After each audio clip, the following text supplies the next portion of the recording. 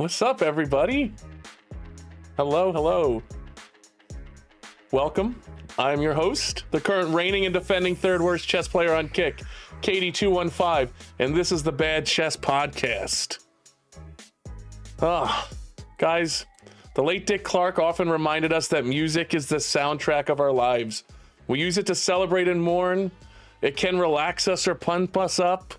Music is a part of who we are. It defines us as a species and as individuals. Over the course of growing up, our musical tastes change, oftentimes to fit the current season. But the bands that we feel connected to as teenagers and young adults seem to stick with us forever. Most people find themselves gravitating towards the pop music of the day, swooning over performers like the Beatles, NSYNC, or Taylor Swift. Others are attracted to outlier genres like hip-hop or metal. For me, my love was punk music. I was raised on bands like The Offspring, NoFX, and Bad Religion. Music in this genre wasn't always easy to find back then. To discover new bands, my friends and I would trade cassette mixtapes. And it was on one of those tapes that I first heard today's guest. Her music became such an integral part of many of my young adult memories. And as I grew and matured, drifting from my angsty punk era to adulthood, so did she. Originally known only as Agent M, for more than 25 years, Emily Whitehurst has been the soundtrack of my life. And if you're unfamiliar with her work, here is a quick, mostly accurate introduction.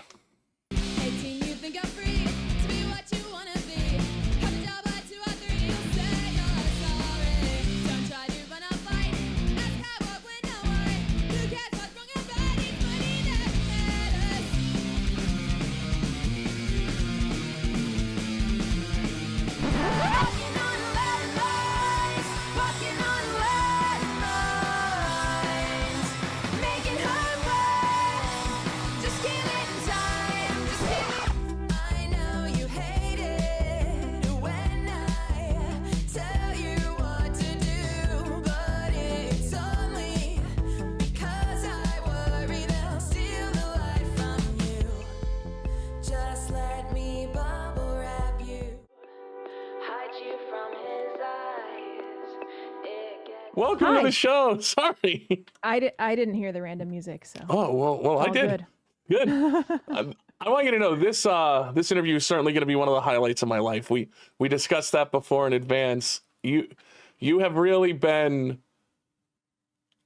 as I said in the intro, your music aged with me and grew with me. I think we're both very close in age. I don't want to spoil how old either one of us are. So, it's really cool to have you on. So thank you so much for coming, and I really appreciate it. Yeah, thanks for having me. That video you put together was really awesome. You pulled out some super random clips there. It's all YouTube. So I'm like, I don't even remember filming that. So you have a new album coming out this fall. It's called Death Dream, and yes, Death Dreams. We're going to talk about it a little later. I want to spend a lot of time talking about Survival Guide, but it would really be a disservice to everybody if we didn't talk about, Tsunami Bomb and action design. I mean, sure. Tsunami Bomb, to me, was a very genre-defining group in terms of female vocalists in punk bands. Prior to bands like Tsunami Bomb, and it wasn't just you guys. Obviously, there were other bands at the time. But if you remember the generation right before you, X-Ray Specs, for example, it was a lot of that heavy screaming music. And Tsunami Bomb was much more, there was definitely screaming in the beginning, but it was much more melodic, vocalists coming from female singers. How did you guys develop that sound? Well, the sound was very kind of all over the place when I first joined the band. We had some, like, the earliest stuff is like spooky and almost like the original guitar player was like a rockabilly guy, and the original drummer was just like a straight rock guy. So it was just kind of this weird mishmash of music. And when we started writing for the first EP, it just was like, let's make this more punk. Like, let's get more more punk. Just I don't know if you're familiar with the really old material at all. Are Oh, you? like Invasion from Within and prior to that? Like before that, yeah. I mean, Invasion was kind of on the border of that. It Yeah. was like there's some songs that are like sound like pirate songs, which is not bad. It's not a bad thing.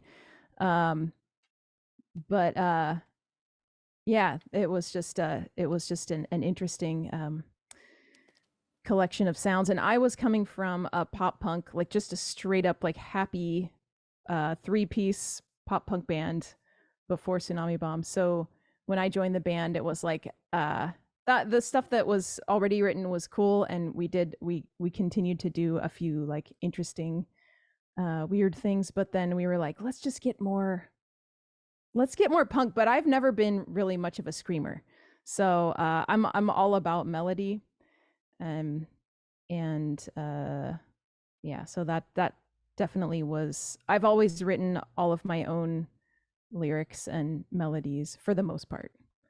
So yeah, I suppose You that talk was my influence. you talked about coming from another band, and you and I spoke about this briefly before we started the stream.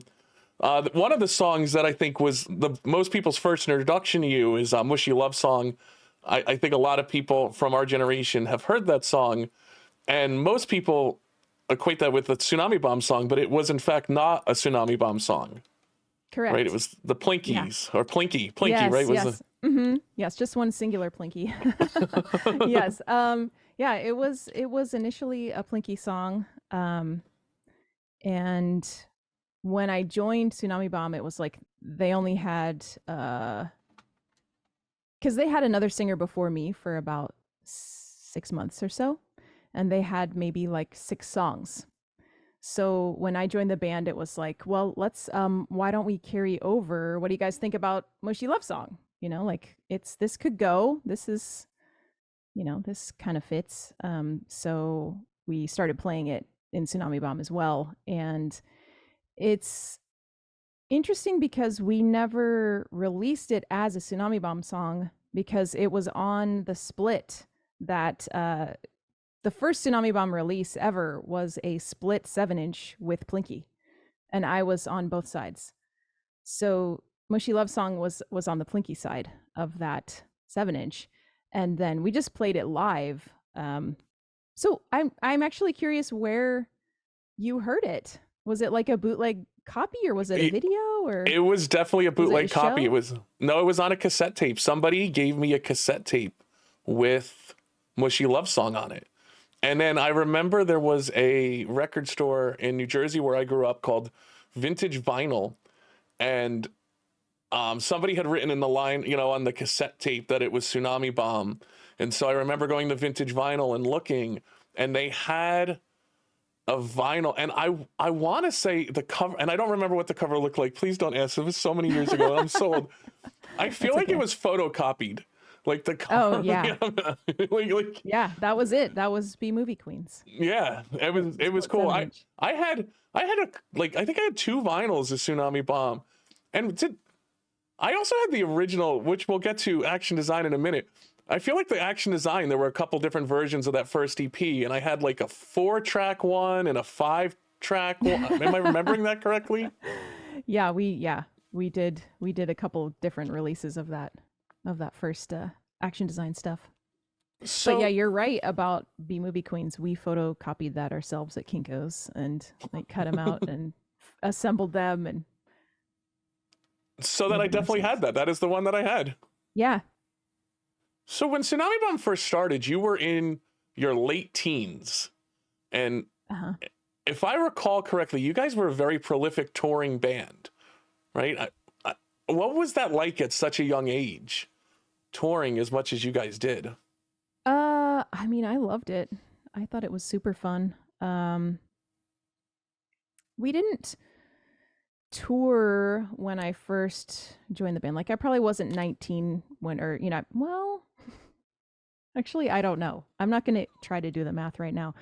But yeah, I guess I was pretty young. But yeah, it was like just a big adventure, and I feel like it actually shaped me a lot as an adult, like going from, being a teen and then traveling all over, just having to solve all kinds of, dilemmas that come up as you're touring around in a van that's bound to fall apart, and finding places to stay and figuring out what to eat. And a lot of that was before we even had cell phones. So we had, when we were able to start printing out maps, we were like, this is amazing.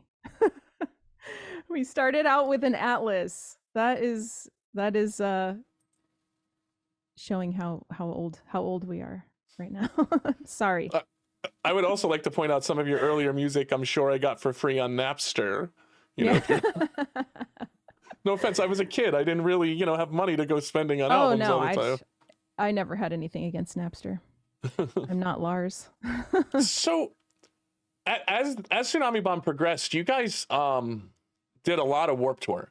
And a lot of times when I mention Tsunami Bomb, everybody always says, oh, I remember them from Warped Tour. So you're one of those bands that are very much iconically linked with the Warped Tour. How did that come into play for? How did that fall into place for you guys? Like, how did you get linked up with the Warped Tour and end up doing so many dates over those years with them? We started at the bottom. We started with getting on the smallest side stage for a week, and I don't remember how we even did that, how we achieved that goal. And that was like before, I think it was at the point where there were only like 5 stages maybe on Warped Tour, and we got on a tiny stage, and it was so brutal but so fun. And then we just, hounded them again the next year, and they gave us 2 weeks the next year. And then we asked for another, round of it, and then they booked us for the whole tour. So in 2003, we were on it for the entire summer, which was so much fun. I loved Warped Tour so much. And then we did it once more for another 2 weeks, I think, in 2005. So it was kind of like, and then Action Design played it a couple times. My childhood, I went to so many Warped Tours, and when the first time I met you, I had mentioned that you were my white whale. No matter where I was or how many shows I went to, and you guys were always playing, I never got to see Tsunami Bomb or Action Design. And I can't imagine why I wasn't at that Warped Tour, but I just never was at a Warped Tour that you guys were at. That's too bad. Because, we were always playing. The last album that was released by Tsunami Bomb was The Definitive Act. And there was, I think it was the single from it. There is a music video of it, Dawn on a Funeral Day. Yeah. When I first heard the song, it immediately struck me that you were writing about your frustrations with the business side of the music industry. And so I was not surprised a year later when Tsunami Bomb broke up. Were those frustrations that you were singing about in the song, were those part of what led to that breakup? I mean, were you kind of writing your own obituary at that point, if you will? I feel like Dawn on a Funeral Day was it was somewhat about that, but it was more about just sort of the LA culture, specifically, because we were spending so much time in LA, and that's not where we lived. We were just constantly down there because we had managers and a label, and everything happened in LA. And I felt very, it's like such a weird place because it's sunny all the time, and, the weather's beautiful and whatnot. And all the people are, it's a very weird culture. I feel like now that I'm not spending so much time there, I can enjoy it more. But at the time, it was really bringing me down, just the way that, what I perceived to be, the people that I was working with. It was like everyone just was trying to get a better place in life. Everyone was trying to get ahead, at all costs. And it just is not, I don't know, it just didn't feel good This didn't feel good. But yes, I would say that that all tied in together. When we broke up, it was just kind of like everything was falling apart at the same time. Our bass player had quit, uh, which I loved playing with him. Like he was such a good friend and a really good person. Matt, our bass player, and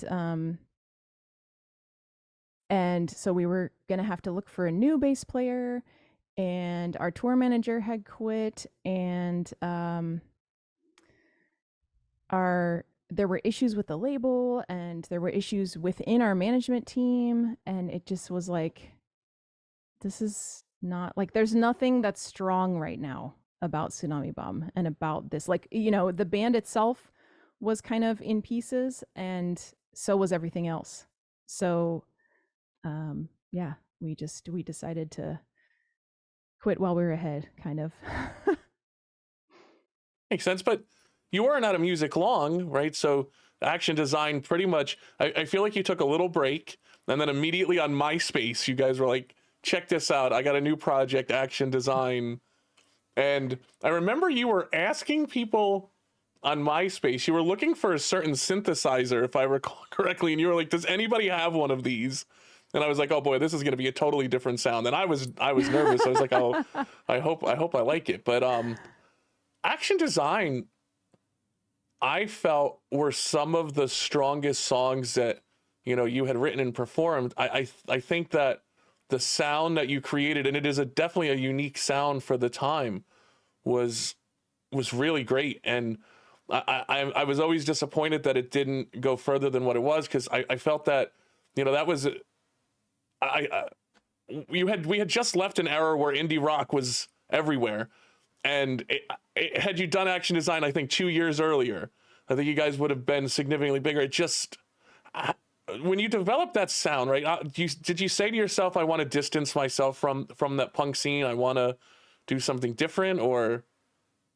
Kind of, yeah. I definitely felt at the end of Tsunami Bomb, we were about to be faced with writing our third record, our third full length, and it just felt very restricted as far as what it could be, because it's like, punk is punk, at least that's what we were, and it felt like, and I mean, part of this is me, perceiving that, or historically seeing that people, would get upset if a band did something out of the ordinary, I guess. Like a punk band does something that's weird, and people would be upset about it. And maybe I should not have tried to tried to guess what people would have thought if I wanted to do something different with Tsunami Bomb. But yeah, I felt like branching out. So like Action Design, adding keyboards made it so we could have all different types of music. There's some songs where there's electronic drums.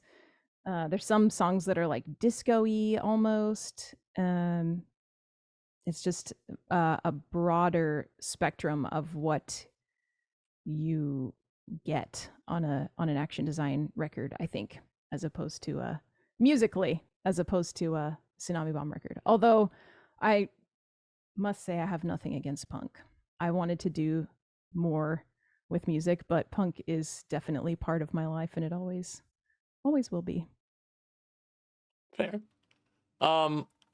So Action Design, it lasted 5-6 years, and you kind of that went away, and you went into Survival Guide. And I feel like Action Design and Survival Guide were natural evolutions of themselves, right? So the keyboard stayed, some of the synth sounds stayed, and some of the, certainly with the earlier Survival Guide stuff, some of the harder drum beats went away. Is that accurate? Am I saying that right? Yeah, totally. It's because we, Jason, who was the guitar player for Action Design, and I started Survival Guide as a two-piece. So we were like, let's just start something and not try to have a drummer and a bass player because I don't know. We were in a place where we felt like um nothing everything was totally fine when Action Design broke up. Like there's no bad blood or anything. Like those are some of the greatest guys that I've ever played with.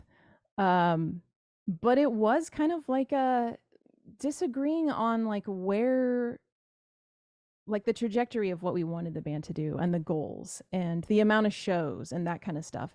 And it's like in Action Design, if we had somebody who was like, another show, like this is too many shows. Or our drummer got tired of touring and he actually was like, this is my last tour at one point. And so Jason and I were like, well, let's not mess with this anymore. Like, let's just, we both know that we really want to do this thing and we can do it as a two-piece and maybe it'll be good. We'll see what we can do. But the two-piece didn't last, right? I mean, it was only the first few years, and then you immediately, you transition into a solo, and you re-released some of the songs that you did too as a two-piece, right? In Live and Alone, where you just recorded them by yourself again. Yeah, mainly I just felt like at that point I wasn't sure what I was doing, and I definitely was not confident enough to start writing songs by myself. I didn't know if I wanted to do that. I didn't know what I was doing, but I was like, well, if I want to do music, I should do something. So why don't I do some acoustic reimaginings of these electronic, dancey synth songs. So that was why I did that Live and Alone. But yeah, Survival Guide became a one piece for the same similar reasons as Action Design stopping. It was like Jason didn't want to do as much as I wanted to do with music anymore. So I was like, well, I'm not going to replace him. I'm just going to see what I can do by myself and just try to do this solo. Then I won't have to depend on anybody anymore. I'm fairly certain I saw one of your first performances solo, right, where you did a whole set in New York, right? That was very early on to you going set? Yeah. I spent a number of years not sure what I was doing, and I still am trying to figure out my live show. So I'm hoping that Death Dreams will be sort of a new era. I'm working with a live drummer, which I have done in the past as Survival Guide, but it was never like it was kind of like this is a fun thing, but I don't want to depend on anyone else. And I think I can do both. I think I can work with a drummer or other musicians whenever they're available, and if they're not, then I can play shows by myself. So no, go ahead. Oh, I was just going to say that's my hope. If I remember correctly too, the show that I saw in New York when you were first starting to do the live acoustic stuff, that's when you started to branch out and add covers to your set. Like you did you did a Little Mermaid cover. Yes. I do? Okay. Oh no, you go ahead. No, finish. I know I did. I also did a Lana Del Rey that night. You did do Lana Del Rey that night. And maybe Paula Abdul? I don't believe. No, so Straight Up, you did an amazing cover of Straight Up. And I believe it was raining, and when you listen to the recording and like on really good speakers, you can hear the rain hitting, and I think it adds something to the song. But I remember I think it was the version of Straight Up that you did that kind of brought me into Survival Guide in the first place, because I kind of, you had slowed down for that period of time for a couple of years, and then all of a sudden that came out, and I remember saying, "Wow, that's a really good." It was just you and a keyboard, and it was really good. And then it was shortly after that I saw you were playing in New York, and I was like, I have to go. And I remember too the New York show. You were going to end with a Tsunami Bomb song, and they were like, "Oh, you're out of time," and you're like, "No, I'm doing this song." Yeah, I forgot it. That was like kind of a surprise that I did a Tsunami Bomb on piano. But then you started Twitch streaming. We're on Kick right now. A little, like I brought her over, guys. Just Eddie, remember that I brought her to Kick first. Anyway, yeah, I've never been here before. So you started Twitch streaming. You started doing more covers, and that led you to not one but two albums of just cover songs. Yes. And I'm sorry. I grew up in New Jersey, and I've wanted to say this to you for a long time. You did a cover of Bruce Springsteen's "No Surrender," and you readily admitted that you had never heard the song before you covered it, and that is sacrilegious to people from New Jersey. I'm just saying. I know. I've realized that I should quit revealing, because almost all the covers were requests from people on my Patreon. So the reward was that I'd record whatever song people wanted me to. So there are a lot that I had never heard before, which to me is like, oh, this is cool. I've never heard this. It's a challenge for me. I'm going to learn it like from scratch. But I didn't really think about how that some people would be like, what? You've never heard this Bruce Springsteen song. How dare you? And I want to say, I think it's the best track on that first album. It is a great reimagining of the song. Thank you. It has become my favorite version of that song. And I'm not the biggest Bruce Springsteen fan, but that's a really good song. But your version of it it was really good. And I think you were able to do that nice reimagining because you weren't overly familiar with the song. So you weren't trying to hear the original song and what you were doing. You were just trying to make it your own. I think that's why it ended up so good. Well, thank you. I remember recording that one, feeling like I was really feeling those lyrics, actually, because I was like, that was when I had first started my Patreon. I had first decided like, okay, yes, I'm going to do what I can to continue Survival Guide on my own, even though I'm scared. And the lyrics to that one are just like, it's literally talking about how his, he's got friends in bands, and they hang out and play music, and then people drop off, and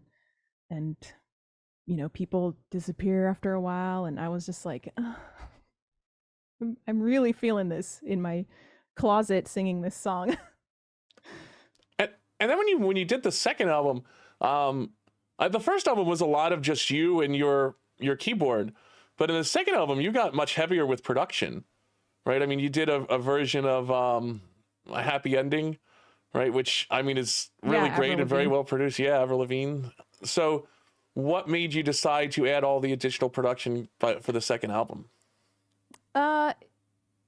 Mainly I was just gaining more knowledge about recording myself, and I was branching out with different instruments and sounds and getting a little bit better at recording myself. Like the whole project was so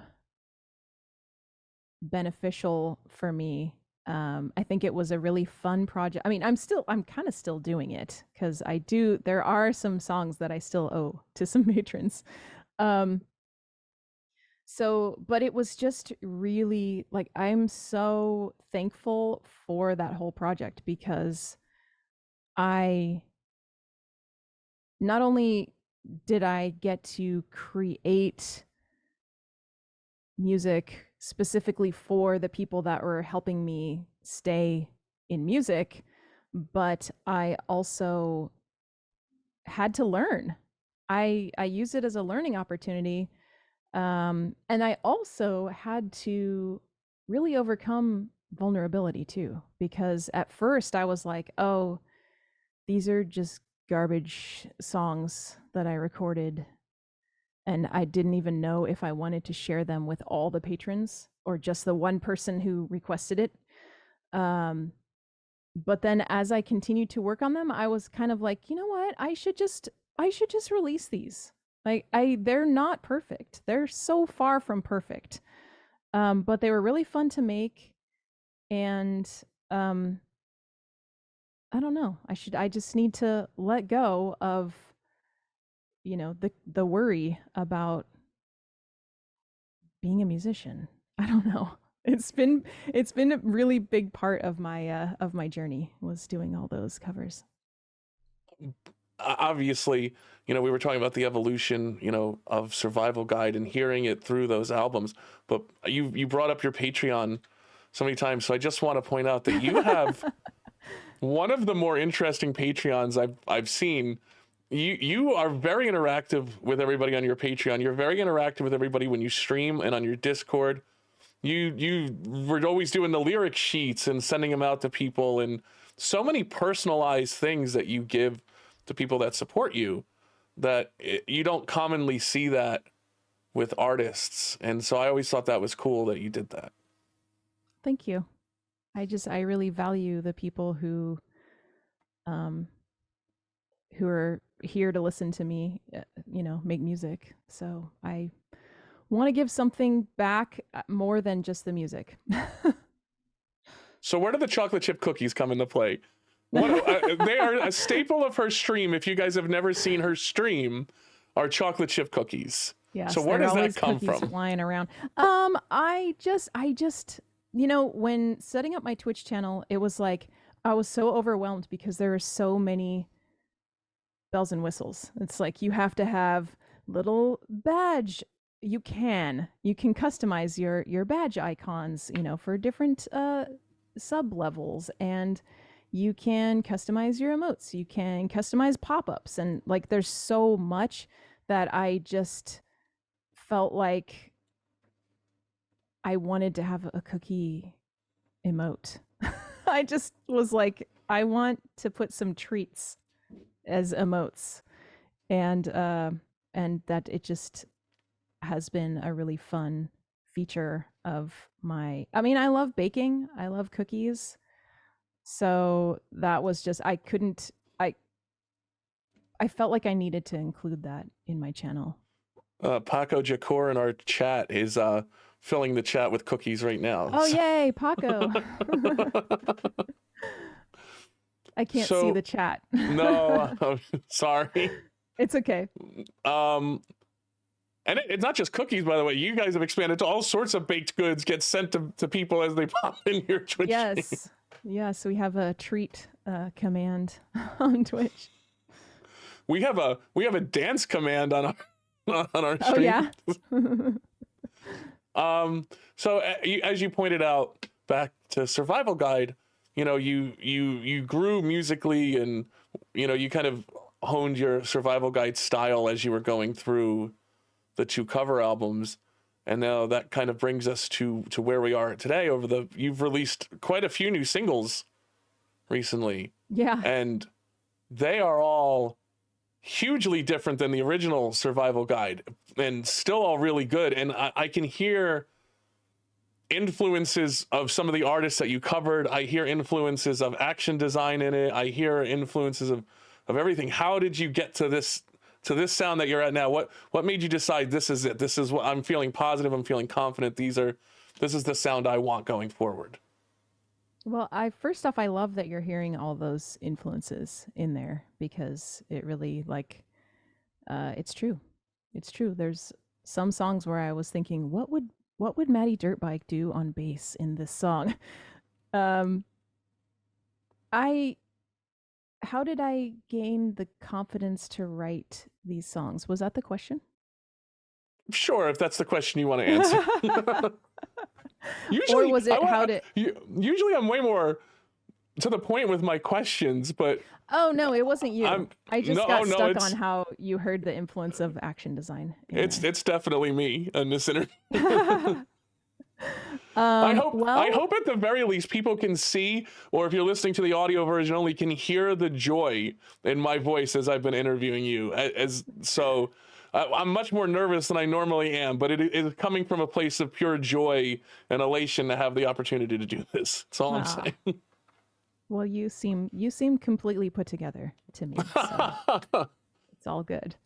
Um, so the sound, so the confidence. Let's make it a two part. The confidence was really that covers all those covers that I did. Like that really led me to feel like I could make some decent demos, like that I could do some stuff with instrumentation, because that's been my my block the whole time is like, wow, I have to write all the music. Before it was like I would write some of the music and I would write the lyrics and melodies and vocals. But now it's like I need to start a song out of thin air. Like I need to start with a blank with silence and create a song. And my goal is to create an entire album. So doing those covers really laid the groundwork for that. Um, and I did take a couple of classes. I took like some online. I signed up for masterclass and I did like the Timbaland class and Alicia Keys, and like I gathered some confidence that way, some little bits of, be true to yourself, stuff like that. And the sound of it, I did not have any specific direction that I set out to go in. I would sit down and write a section of a keyboard, and then I would think of what should I add to this, and it just ended up the way it ended up.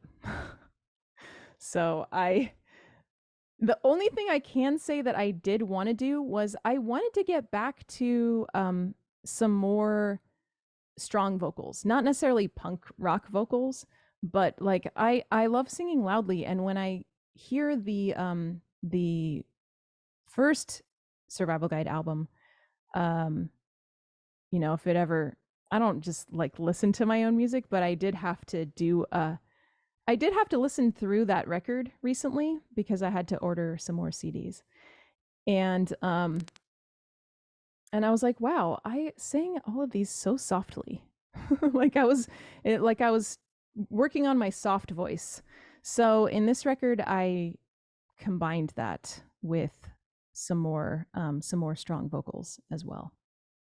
Do you feel that streaming, and you don't just hop on stream and do a request show, you also do your live learn streams where you're like, hey, I'm going to learn this new song today and I have no idea how to play it, but I'm going to figure it out in front of I'm going to learn how to play a song in front of people.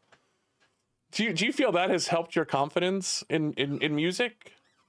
Yeah, for sure. I mean, Twitch, like doing the Twitch streaming is another piece of this puzzle, and that I'm so grateful for that I started doing, because I was so unsure and scared about doing it and performing, because I think I'm still working on it. Definitely I definitely don't consider myself an instrumentalist as much as I should, I think. And it's hard for me not to talk about that on stream. Just like, oh, I'm terrible at this, like just sort of talking myself down. I want to get better at that while getting better at performing and playing instruments while singing. So yeah, it's really helped me with the whole like vulnerability thing and just being like, hey, whatever, like I mess up a song so bad that I have to stop and start over. It's not, no one died, like it's fine. It's totally fine. And it's to make it, how I just want to point out to people, you play more than just the piano on your Twitch stream too. You pick up a bass and you pluck through that, and it's kind of cool to watch. And I remember the first few, I used to be in your stream way more earlier on, and you were always nervous when you switched to the bass, and you would always panic. I feel like you got more comfortable as time went on. What is your streaming schedule, by the way, if people want to watch? You do it's the same, you do the live learn and then your regular request stream pretty much the same times every week if you want to share that with everybody. Yeah, so I do the live learns / practice. Sometimes it's just a practice stream. But I'll do that on Tuesdays from 2 to 4 Central. So in New York, so 3 to 5 for you. And then Fridays, I do the request stream from 4 to 7 Central. So 5 to 8. On Twitch, not on Kick, on guys. Twitch, yes, on Twitch. You gotta go over to the other brand. Yes. By the way, I don't have any affiliations, horses in this race of which platform is better. I just picked Kick eventually because I got banned too many times on Twitch for no reasons at all. Oh no. Yeah, That's dumb. Well, I used to have not that I want to talk about this on my podcast, but I used to play chess on Twitch, and occasionally I would have streams where I would bring on an adult entertainer, if you will, who remained fully clothed at all times. And it was more a social experiment because people who play chess care very much about their ratings. And so I would play viewers. And here was the thing. If I won the game, the adult entertainer would come out and dance on a pole. If I lost the game, no dancer. So you had to decide how important your rating was. Do you want chat to hate you or love the fact that you lost the game? And out came. That's great. But it was very clean. It was all in good fun. I mean, there was nothing that was inappropriate or anything like that. And Twitch just would come with the ban hammer, and I just gave up, and I was like, this is. and there was a whole category on Twitch at some point of pole dancing. Oh, really? Yeah, because it is an art form and an exercise, and I understand that you need to keep it clean on the platform, and I would never put anything out there that I felt was obscene or inappropriate or anything that wasn't what we were trying to do. So I never understood why I would get the bans, and eventually I just kind of gave up. Yeah, that makes sense. So that's really annoying. Oh, it's the worst. So I came over to Kick here. So here I am. Yes. But you want to play something for us now, right? Off the new album coming up. Yeah, I was going to play you a song. This is exciting. I was going to play you Blood Perfume. Blood Perfume, was that the first single that you released coming in? Yes, with the serial killer music video. Which I think I used a clip of in your intro video. Yes, you did. I saw it in there. Should I play it? Absolutely. I'd love to hear it. Okay. Let me do this original sound for musicians thing. This weird thing. Just in case. Okay. By the way, guys, it's because her and I are communicating on Zoom right now. And Zoom, we've learned that Zoom has all this compression protocols in there. So when she's going to play music, if she doesn't change the settings, Zoom might start to gate or compress her in weird ways, and you probably wouldn't hear half the song. All right. Here we go. Blood Perfume. You can't see my keyboard, but it's right here. All you gotta do is believe me. I love the way that you trust me. I love the way you put none above me. It's your turn. Prove that you love me.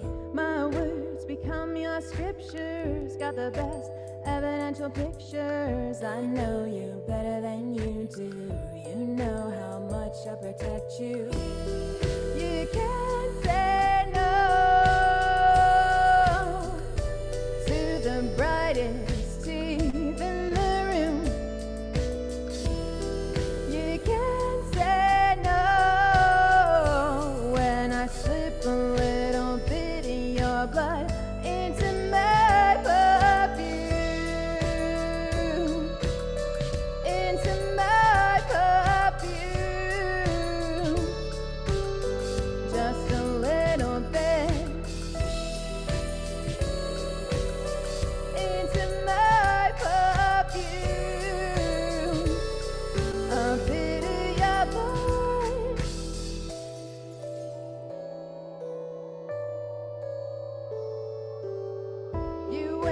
first thing wanna see me. I make it so easy. Just kneel and kiss my feetsies. That's all you gotta do to appease me. So go and play the part now. I'll allow you to feel smart now. You think it's your decision as you execute my vision. You can't say no to the brightest tip in the room. You can't say no when I slip a little bit of your blood into my perfume. Into my perfume. Just a little bit. Into my perfume. A bit of your blood. I will keep you safe if you take my hand.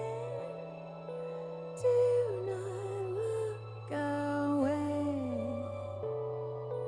Give me all you have.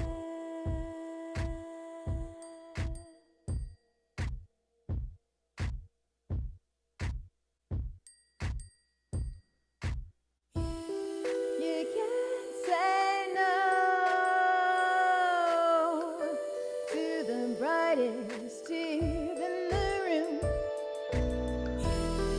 You can't say no when I slip a little bit of your blood into my perfume. You can't say no.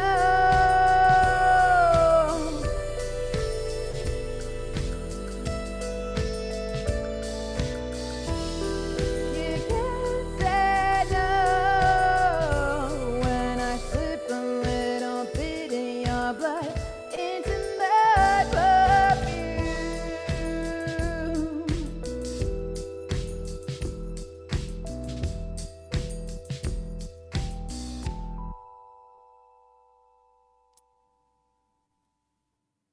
That's awesome.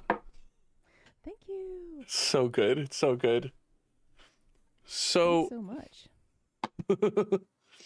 I'm gonna clip that at some point, and that's going on Kick. So now your performance will forever be enshrined, not on Twitch. Awesome. So one of the things that's different about this podcast than a lot of other streams is, we give the viewers in chat, the live viewers on Kick, the ability to ask questions.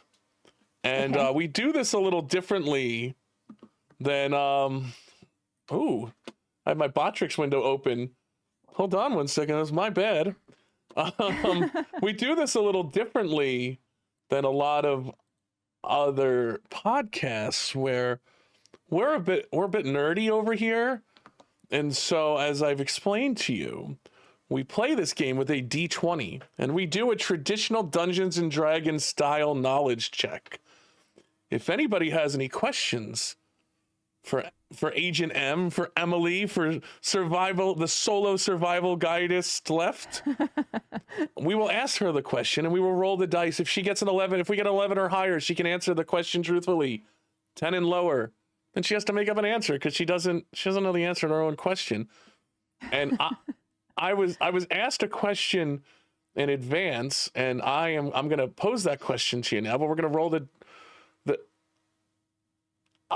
I'll ask the question first, and then we'll roll the dice. Obviously, if you guys don't know, Tsunami Bomb has made a resurgence recently, in recent years, without Emily as the singer, and they have re-released a lot of the original tracks, including stuff back from the original vinyl all the way up through.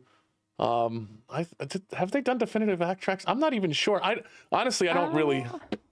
I don't think so. I don't think they did definitive act. I don't think so. This reminds me, I wanted to say something about Mushy Love Song though, if we have time at the end. Say what you want to say about Mushy Love Song first. Yeah, sure. I learned that it came out, they re-released they released an unreleased demo, like Tsunami Bomb demo version of Mushy Love Song. And I feel like since you were talking about it and how it's the first song you heard, if people go and find it on Spotify and listen to it, it's so bad. It's so bad. I listened to it because I was playing the song on Twitch and I was wondering about a part of it. Like, I can't remember what what the arrangement was here. So I found it on there and I was like, this is awful. I can't believe they released it. It sounds so bad. That's all. It's not the Plinky version. Well, I mean, I would like to point out that the version that I used to listen to, which was the Plinky version, do you remember back when you used to record a vinyl to a cassette and you would have the needle sounds on the cassette? Yeah. That's the version that I've heard through the years. That's so and cool. I think I would rather the demo version than that. Yes. But okay, you'd rather the demo version. Oh, I don't know. Yeah, maybe you should listen to it and see what you think and report back to me, because I was like, wow, this is so bad. So the question. Sorry, go ahead. No, you're fine. The question that was asked was, how do you feel knowing, like, hearing songs that you originally recorded and made famous with your vocals being recorded by somebody else who isn't you, with some of the members of the original band? And we're gonna roll the D20, and I already know. Listen, be a high number. Oh no, it's a 3. Listen, I don't want to make her lie about this answer, so go ahead. You can answer it. Okay, yeah, because somebody asked this as a serious question. Yeah, we'll break the rules for this one. Oh, we will? Yeah. Go ahead and answer it for real. Are you sure? Yeah, absolutely. I don't want to put you in an awkward position. Well, I saw that they had re-recorded some songs that I sang on, and I did not listen to those because I feel like that would be really weird. And it's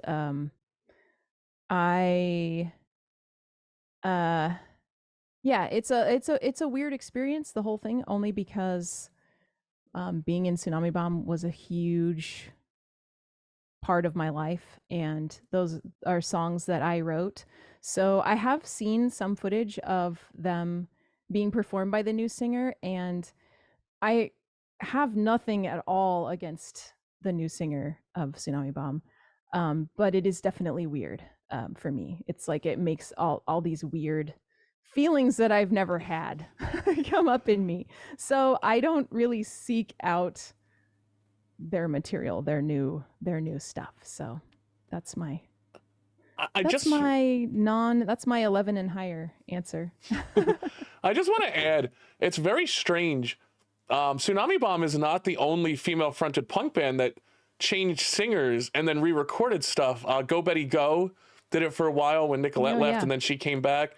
And you don't really see that with a lot of male fronted punk bands where they're just like, we're going to replace the singer and no one's going to pay any attention. Everyone's just going to keep showing up. And I think that's, I wonder if anybody's ever looked into how many male singers have been replaced over female singers been replaced. It's just something that always struck me as odd, not just with Tsunami Bomb, but as I said, Go Betty Go. And I think there were 2 others that I used to know too, but they're just escaping me at the moment. I know there's a couple of like more metal-ish bands that were female fronted that had various vocalists, I think, but I can't remember the names of them either. Maybe Nightwish, maybe, I don't remember. I mean, aside from Van Halen, you don't see it. Yeah, there's Van Halen with male singers. Anyway, listen, Pawn X Pawn wants to know. He asked, "What is it like on stage? It has to be insane having all those people out there helping you sing." And we're gonna roll the dice to have a knowledge check to know if you actually know what it feels like to perform on stage. It's a 3 again, guys. She does not know. Wait, so am I just, is my answer I don't know, or is it? No, you have to make it up. It's however, Okay. Pretend as if you're playing a game. It just has to be untrue. Okay. Well, it's really boring, actually. I kind of hate when people sing along to my songs while I'm trying to sing them. I'm like, hello, how am I supposed to sing if you're singing? Like, I'm on stage, so you stay quiet, because The last thing I want is for people to be singing along to my music. So can someone clip that and put that on TikTok and YouTube? She is No! usually the most wholesome person in streaming. She is always so positive. So so just to move this along, because I don't want to keep you that long, we also play a little trivia on this stream. And I was trying to think of what trivia to do with you. So just so everybody knows, I did not have a lot of time to prep this guest, because the guest we were supposed to have on, this is the week that the writer's strike officially ended, and a bunch of people went back to work. So my original guest had to reschedule. And I said, you know who I'm going to ask to be my guest is Emily Whitehurst, because she has never let me down in my life. Anytime I have struggled emotionally and physically, she has been there, and she's going to be there for me again. So I reached out and asked her. By the way, she didn't know. She didn't know most of the times that she was there for me, but she was. And so normally I would ask in advance, if you had any fandoms, like in nerd culture, and most people have some type of fandom, but I didn't know yours. So I figured the fun one we could play first it's a pop punk BuzzFeed quiz. Oh. And if you get enough questions correct, Boom Boom Don is going to win a great prize. So I briefly skimmed this. It didn't seem that hard. Okay. But we're gonna play the game. Boom Boom Dawn. Boom Boom Dawn. I'll try. I will try for you. All right. So who sings "Welcome to the Black Parade"? Weezer, Pierce the Veil, My Chemical Romance, AFI. My Chemical Romance, for sure. It's definitely My Chemical Romance. Oh my God, BuzzFeed has too many ads. Which celebrity made a cameo in Fall Out Boy's "Thanks for the Memories" music video? Paris Hilton. Oh no. Kim Kardashian. Boom Boom Dawn. There's a 50-50 chance here. I'm gonna go with Paris Hilton. I would have gone with Paris Hilton too, but it was Kim Kardashian. Oh, it was? Oh, it was Kim Kardashian. Who said nobody likes you when you're 23? Okay, Blink-182. Blink-182. Boom Boom Who sings Dawn. Ohio is for? Who sings Ohio is for lovers? Hawthorne Heights. I didn't know that one. Which song is an all-time low song? Crush, Crush, Crush, Dear Maria, Count Me In, Helena, The Great Escape. Oh, well, I know it's got to be one of the two on the right. I feel like this is not pop punk. This is like emo punk. Emo punk. It is definitely emo punk. I'm gonna go with The Great Escape. It's Dear Maria, Count Me In. Oh no! This is how emo it is. Who asked it's so Delilah? Dramatic. Who asked Delilah what it's like in New York City? The All-American Rejects, Boy Like Girls, Plain White Tees, Metro Station. I know this. It's Plain White Tees because we toured with them. Did you? Yeah. Yeah, Tsunami Bomb. Fun fact: he did not get Delilah in the end. Who is the front man of 30 Seconds to Mars? Billy Joe Armstrong, Jared Leto, Jared Way, Brendan Urie. Jared Leto. It is Jared Leto. Not a Jared Leto fan. Yeah, I'm not either, really. Which Blink-182 song goes? We can live like Jack and Sally if we want. Adam's song, Down, I Miss You Always. We can live like Jack and Sally if we want?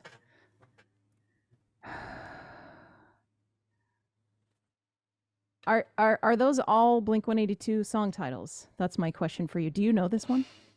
I do know this one. You do? And I don't know if... Well, yes, I think they are all Blink-182 songs. Okay. I'm going to go with I Miss You.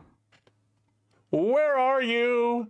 And I'm so sorry. Right? It is. Yes. Absolutely. Okay. Who sings a song called Until the Day I Die? Story of the Year, Newfound Glory, Cartel, Brand New. This is a 100% guess. Until the Day I Die. Okay. I'm gonna go with Newfound Glory. No. Story of the Year. What was it? Story of the Year? Story of the Year. Whose album I is almost this? picked them. I do recognize that. Is it Wait, I don't get Boys Like options? Girls, Okay. the Academy is yellow card all-time low.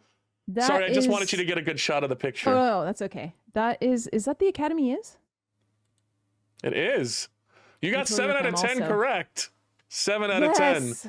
Oh wait, is that? Yeah, that's my, plenty for how many Boom am I Boom supposed to Don. get? Okay, good. That's Woo! funny. Boom Boom We Don's did going to it! win Boom Boom Don, a we membership did to it! chess.com. We are the Bad Chess Podcast after all. But listen, I want to usually, believe it or not, you did the best on any trivia that we've had so far. It was hard too, I feel like. It was harder But- than I thought it would be. I prepped the second chance trivia, which let's do it. is you enjoy cooking and baking more than cooking, correct? But I couldn't find a Yes. baking trivia, so we went cooking, which I thought some of these questions were great. Le Cordon Bleu Oh, man. translates to what in English? The blue ribbon. The blue ribbon. Okay. Soaking food in a liquid, usually acidic prior to cooking, is known as what? Soaking food in a liquid. Pickling? No. Prior to cooking. Oh, marination. Marination. What Okay. device became life as Fair. George's barbecue kettle?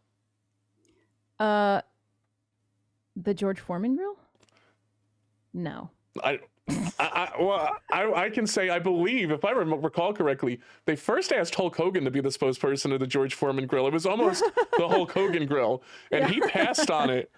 That was a mistake, Hulk. That was a mistake. It was. That So is- what's the George's barbecue kettle? That was the Weber grill. The Weber grill. Oh, dang. I'm terrible at this cooking trivia. If someone is a pescatarian, what type of animal can they eat? Fish. It is fish. Okay. What dish is served with rice, sauces, and seafood such as squid, eel, tuna, and salmon? A lot of dishes are served like that. I mean, squid, eel, tuna, and salmon. Sushi? Of course. Okay. I want you to know you were going to lose your California card if you didn't get sushi right. Well, I was just like, I mean, there's like donburi, there's like all these different Japanese foods. Then I was Trained like, pigs "Hey, are- scale it back here. Trained pigs are useful in rooting out what valuable food? Truffles. It is truffles. In 1893, the U.S. Supreme Court ruled that what food was a vegetable? Potatoes? Tomatoes. Tomatoes. Though botanically speaking, it's a fruit. Specifically, it's a berry. That gives you the fun answer. What French-Canadian dish consists of French fries, cheese curds, and brown gravy? Poutine. It is poutine. What variety of candy contains cocoa butter, sugar, and milk, but no cocoa solids? White chocolate? It is white chocolate. Okay. What is the proper name for bow tie pasta? Oh, farfalle. How did you know? I didn't know that one. I think that was the only one I didn't know. That's crazy. It means butterfly in Italian. Does it really? Yeah. That's crazy. Those are our games. They weren't that bad, right? No, they weren't. Wait, how many did I get though? Yeah, my well, the score? second chance one didn't matter as much because Boom Boom Don already won the prize. Oh, okay. I see. I feel like you got like 7 of those correct too, right? You That was missed. not too bad. It was not too You bad. missed tomatoes. You missed the Weber grill and marination. I feel like everything else you got. Maybe. Yeah, don't no, you know. did. You got can't even blue remember what ribbon. we You got just you did. got blue ribbon for cordon bleu. The soaking the food in the acidic liquid was marination. You didn't get that one. The Weber grill, which was you thought George Foreman grill. Pescatarian was fish. Sushi. Pigs smell truffles. And then Supreme Court was tomatoes, and then poutine and white chocolate and Farfalle. farfalle. Are you Italian? I am Italian. Yeah. Well, listen, this has been great. Really, I'm usually way more poignant with my questions, but tonight was fantastic. It's just, I really appreciate you coming on. I know you're very busy. You're trying to prep something. And get something edited to get it out. So you took time out of your very busy night to be here, and I really appreciate that. Well, it was great. Thanks for inviting me. I'm really glad that it worked out and that I was able to fill the slot. So I wanted to say also that if I ever come on this again, if I don't know if you're gonna have repeat guests, but if you ever have me on again, we should do I think probably my most nerdy fandom is Lord of the Rings. So I could do Okay, some Lord of the Rings trivia. how much how nerdy Lord of the Rings can you get? Well, I have not read the books, so Oh, that cuts me to, down to a certain level, but I have watched the movies like a million times. So what's your favorite Lord of the Rings movie? that's tough. That's really tough. I kind of like the Fellowship the most. I don't know. There's such good parts in all of them. So I don't know. That's Do really not tough. meddle in the affairs of who, for they are subtle and quick to anger. Oh no. You just pulled up a quiz right now. Do not meddle in the affairs of. Oh no. For they are subtle and quick to anger. Do not meddle in the affairs of dwarves? Wizards. Wizards! What do the elves call Gandalf? Mithrandi? Nathaniel. Close enough. What is I don't know Pippin's how to full spell. name? Yeah, I didn't know this. Pippin. I know his last name is Took. Fool of a Took. Pippin Took? He's probably got a middle name. Peregrine Took. Peregrine Took. Oh, I knew that. What is the name of Sam's pony? I think that's a book thing. It's Bill. It's Bill. What is Bill? Where, geographically speaking, was Frodo stabbed? Geographically? I mean, Yes. he was stabbed in his... No. Where in the world? Oh, on Middle-earth? Weathertop. On Weathertop. On Weathertop. Who composed the music for the Lord of the Rings films? Oh, no. Hint, it that wasn't I you. don't know. I should know that, but I definitely don't know that. Howard Shore. Howard Shore. Who is Gimli's father? Gimli, son of Gloim. Look at the almost smitten with Aragorn. Who does Eowyn marry in the end? Faramir. It is Faramir. Who is next in line after Theoden for the throne of Rohan? Well, it would have been Theodred, his son, but his son died during the movie, so that's kind of a trick question. Eomer. That's his nephew. Who took the ring from Sauron?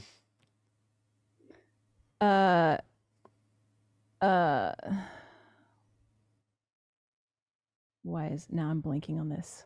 I can picture him. The names. Who took the ring? The shards of Narsil was his sword. Aragorn, son of Arathorn. The wheels are spinning. I'm so sad that it's not coming to mind because I know it. I was there when You were present when the ring was cut. it's a line from the movie. I was there when he took the ring. I can't remember. Isildur's heir. That's right. So, by the way, the questions only get harder. That's Dorky Geeky Nerdy provided that quiz for us, but that's I had to do it when you said I can do Lord of the Rings trivia. We had to try it. Well, I feel like I did okay on that. You did great on that. You answered questions that I didn't think you were going to get. So you are officially a Lord of the Rings nerd. Yay! So listen, repeat guest. You can come on anytime you want. You know, my goal is eventually what I want to do, which is different than what everybody else is doing in the streaming and podcast world, is my goal long-term for this show is to build it out like a set and do it variety show style where, you know, we actually have a host that will host the trivia segment. We have a house band. That could be you. But you get what I'm saying, right? Like I mean, my roots are in television. I've actually been a part of huge primetime variety shows hosted by Neil Patrick Harris. Best time ever. It really wasn't the best time ever, but that was the name of the show. I think that is something that nobody is doing in this online space, and something I would like to bring to it. So you are always welcome on, and I'm sure we could find, if you want to keep coming on in the future, I'm sure I could find 1,000 things to talk to you about. Awesome. I'm into it. Survival Guide Music, Spotify, iTunes, Survival Guide Music on Instagram, right? So it's on screen right now. Yeah, and if you search, I mean, on Spotify and Apple Music, it's just Survival Guide. So there's only one artist called Survival Guide, and that's me. And if you guys want to hear, I mean, I know on YouTube Music, the cover albums are there. I'm imagining they're there on Spotify and iTunes too. So you can really, if you start with the first cover album and move through the second one, and then the newer singles that have come out, you really will hear that progression that we were talking about. Also, the older bands, you can find them everywhere. Action Design, Tsunami Bomb, you'll find them everywhere. Just look for the older Tsunami Bomb stuff, not the newer ones. Yes, 2004 and earlier. Right, the band broke up in 2005, right? That yeah. was, yeah. But you guys didn't record anything in that window since Definitive Act, yeah. Look, next week's guest, I'm going to tell you two, I'm breaking the news right here. Leslie Carrera Rudolph, she is Abby Cadabby on Sesame Street. She was in Johnny and the Sprites, a bunch of shows. She is really fun. So she's going to be on next week. It's going to be the same time, 8 p.m. Eastern time on Thursday, right here on stream. It's if you miss it live, you can watch the VOD here. You can check it out on YouTube. You can download it wherever you get your podcast. This show will be available immediately on Kick and later tonight on YouTube, as well as everywhere, Spotify, iTunes, everywhere you get your music. So really, thanks so much for coming on. You were the first person to perform live on the show, music, That's so awesome. It was fantastic. Thank you. What do you know when the album's coming out? Do you have a date? Yeah, it's October 19th. Oh, so it's like soon. a week and a half. Yeah. That's crazy. Yeah, and Twitch, it's real soon. What are you on Twitch? Survival Guide Music. Survival Guide Music, guys. Really, if you're on Twitch, give her a follow. Check out her request streams are amazing. They are so much fun. Thank you. And what I like that you do, by the way, as we're disconnecting, is I like the fact that you save the hits for later. Like, you know the songs that people are going to request all the time, and you block that part of your list out. So it can't be requested till you have a bigger audience later. I think that's very smart. I mean, that's partially because those are just all the loudest songs, and I'm not ready in the beginning of the stream. I'm like, I cannot just like blast my head off as the first few songs. But that is also a good way to look at it. What is they're reserved. What is your favorite song of your request list? Just as we go. I don't know. Like, my favorite one to perform? Yeah, on your request list. That's a really hard question. I'd probably have to look at the list. It would probably be someone else's song, I bet, doing a cover, because I've done all my own songs a bunch, and I'm like, this is fun, but it's not, I don't know. Maybe I'll have to think about that and answer that next time I'm on. Well, really, this is the longest episode too, so thank you so much for coming on. Everybody, follow our social medias, check out our music, October 19th. I can't wait to listen to the whole album. The first three singles are out. It's Pie, it's Blood Perfume. Blood Perfume, and Lady Neptune. Yeah, thank you. I drew a blank there, which No, it's okay. I was saying lady and I couldn't come up with the second word. So thank you again so much for coming on. Thanks everybody for watching. Have a great night. Yeah, thanks for having me.